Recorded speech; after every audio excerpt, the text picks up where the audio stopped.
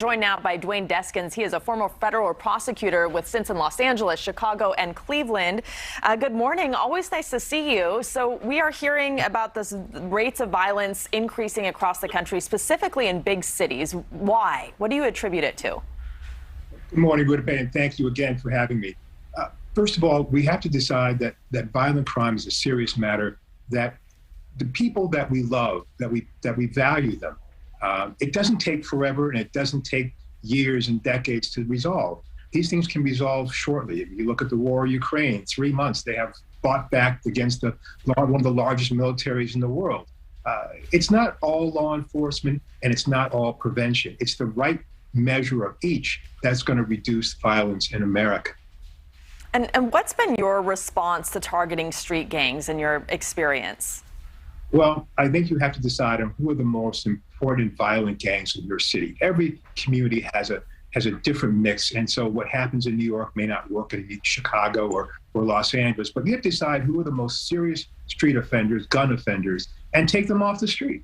That's just that simple. We've done this before in the past in this country, and it leads to economic upturn. New York has, back in 2006, reduced its gun violence, and its population shot up, which means more resources for prevention, education, and other services. But those are the kinds of things we can do. And it's hard because now we have a hard time keeping police.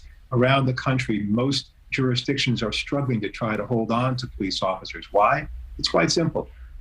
No one likes to play on a bad team or for a bad company. And right now, the perception is that we're not winning the war against people who are shooting our friends, neighbors, and fellow citizens. And until that happens, why would anyone want to join a force that's seen as ineffective, even though people generally want more police in these affected communities? I want to talk to you about the young thug arrest and this big crime sweep in Atlanta involving the gang units. The Fulton County District Attorney went after this high-profile rapper, right? And he's connected to a criminal street gang.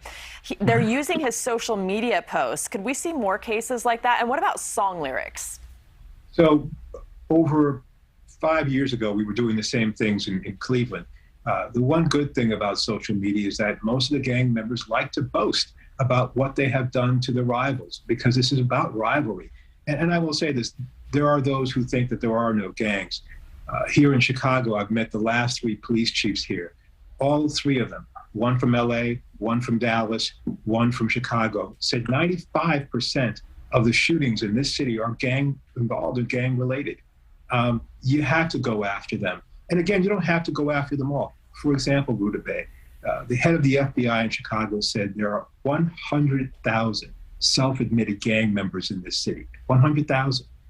You don't need to arrest and prosecute 100,000 because you can use the same tactics that the gangs use against witnesses. They don't kill 100,000 witnesses. They only kill one. And that sends a signal to all the other witnesses to not come forward, which is why we have a hard time making cases, because people are afraid of retaliation if they do come forward.